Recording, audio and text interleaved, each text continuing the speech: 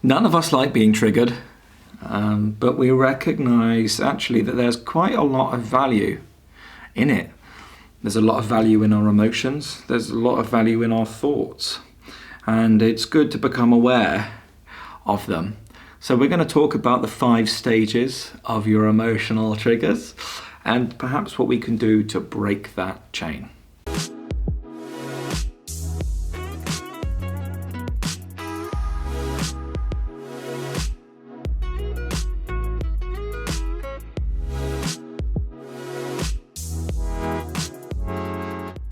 So a trigger is something that can happen in the external world, right? Or there can be an internal trigger, perhaps. An external trigger could be, for example, a pet dying or something. I don't wish it for you at all, but I know it in my life, and it's a very hard thing to go through, right? That could be an external trigger, or things like this outside of ourselves. But there can be an internal trigger too, right?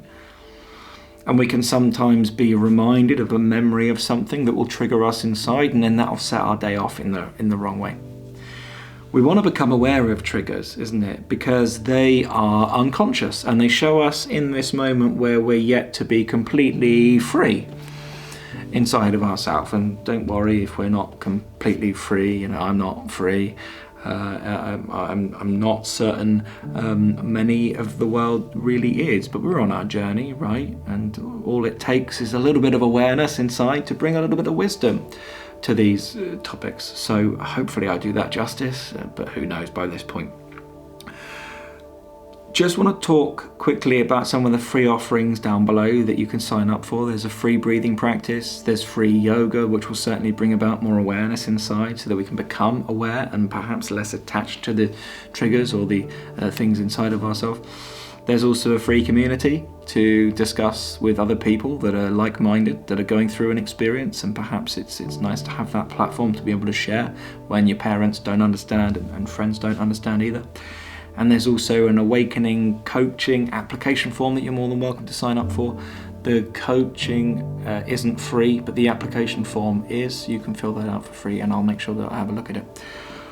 Okay, back to the video. The first stage of our emotional trigger chain is, of course, the trigger. Now, like we said, that could be an external trigger, like something happening outside of myself, or it could be an internal trigger, like a memory of something of the past. And it's good to become aware of those triggers inside of ourselves. What is it that triggers me? Because then we can question, well, what is it about that thing that triggers me? Because it will always relate back to me, a me inside, an I, an ego in a sense.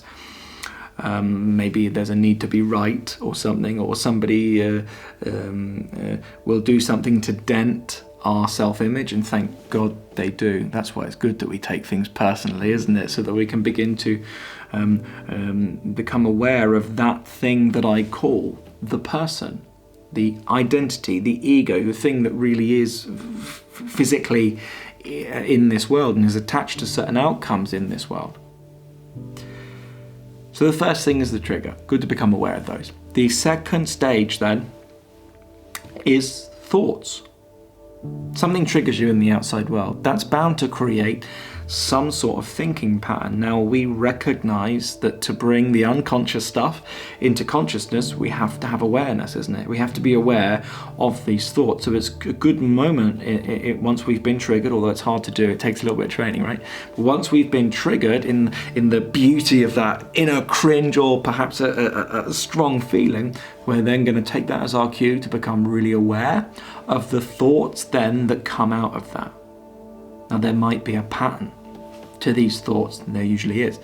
And so long as we can stop that cyclical, or become aware of that cyclical pattern of thought or pattern of thinking that we've been so attached to for most of our life, then we're one step better, aren't we? Because at least now we're aware, oh, I do this thing where I tell myself off, or I judge myself for doing this naughty thing, or I think I'm a bad person, or I hate myself in my mind, or these things. They're all thoughts, aren't they, that come usually from a trigger, perhaps something embarrassing or whatever, or a memory.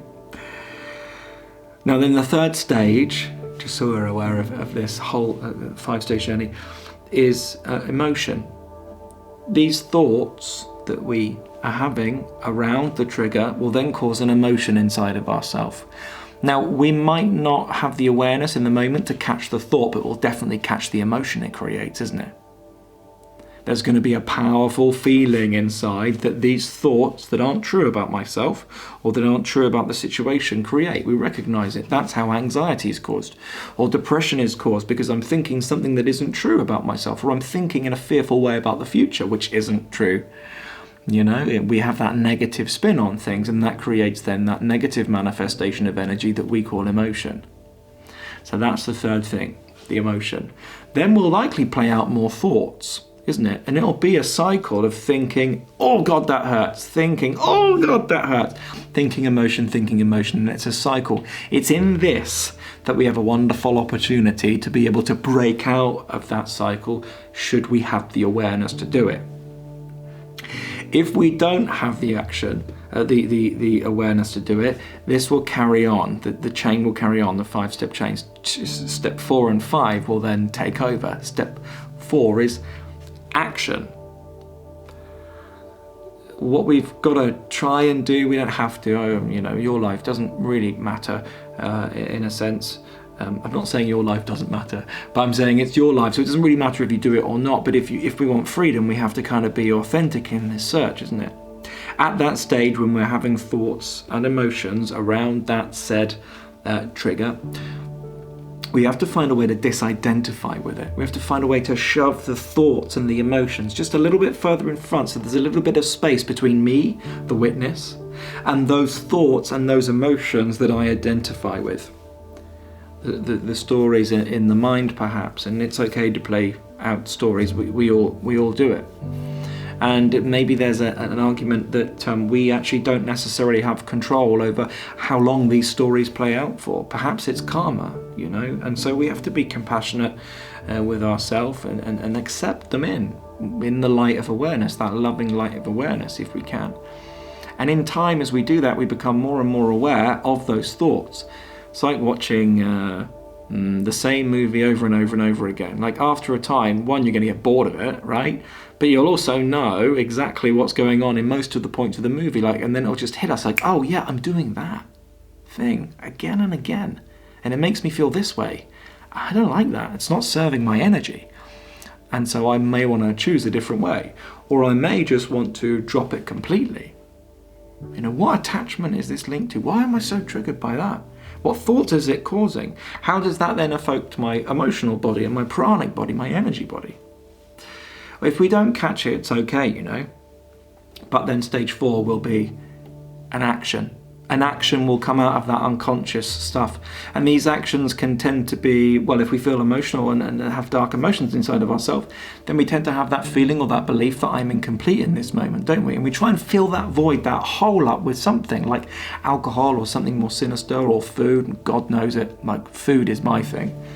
I'm addicted to these at the moment. Hobnobs. Oat hobnobs. But we recognise that it's okay, nothing wrong with the hobnobs. Hobnobs sounds so weird in my head now. Nothing wrong with the chocolate biscuits. It's the attachment, isn't it? It's the unconscious actions around it. And there's nothing wrong with the unconscious actions around it. We just want to become really conscious of why I'm doing these things. Because when we're aware, then we have the opportunity for it to change. If we're not aware and it's unconscious and it's not in the light and it's more in the darkness, then we can't change it. If we deny it, we can't change it. If we bring it up into awareness with a loving and open attitude, then we have the opportunity to be able to change it and transform it or transcend it. 5 then, the 5th thing after actions, the 5th stage of this trigger chain is going to be a consequence. There's a consequence for eating the oat chocolate biscuits, isn't there? What's the consequence? Jamie's cheeks get bigger and everybody notices it, and you can't hide away from it, isn't it? And then what might that lead to? Well, that's another trigger, isn't it? Which will cause more thoughts about maybe a negative body image, which I have had to deal with literally quite fervently in the last 3 months. I've had to work through that. That's why I dropped out for a month, I had to go back in and do my deeper work inside of myself to begin to address this and recognize none of this has any relationship to me. The powerful awareness This is all body stuff, mind stuff. It's okay, you know, that this happens. But we are that awareness, isn't it? And we're wanting to become more conscious of these triggers, why they're happening, so that we can, if we want to, change them. There's no need to. We can carry them on for the rest of our life if we like. Does that mean our quality of life might be diminished? Yes. But that's the consequence that we need to look at and address. Is the consequence worth it? Well, the answer might be no. And if it isn't, then we might want to address it. But then it's like a cycle, isn't it? Because if we feel the consequence of gaining weight, or if we feel the consequence of not feeling as good anymore, if we feel the consequence of blah, blah, blah, you insert your life here, then we'll start the chain again, because that's another trigger, isn't it? And then it will trigger more thoughts, more emotions. And if we don't catch it in that moment, it's another opportunity to, but if we don't catch it in that moment, then it will lead to more unconscious actions and then more unconscious consequences. And that's karma. That's the wheel of karma. Karma means action. These are our actions. We are choosing it. That's why we say we create our own reality. We're just not conscious that we're doing it. And this is why this is important, to become aware of the reality that I'm creating, so that if I don't prefer it, I choose different belief systems so that I can create a better one for me that more suits me and that's more in alignment with who I truly say that I am. I hope this helps. I don't know if it does. If it did, let me know down below. Click the bell icon if you want to receive my videos as and when they're uploaded. Thank you for your comments and your thumbs ups on these videos. If you would like to smash the like button, I'd really appreciate it, because it really helps the YouTube algorithm and it helps me. I can't do this without you, and that's just true. You know, we're in this together. So if you found any value in these videos, then please, by all means, click the like button and comment. All right, that'll do. Have a great evening. Namaste.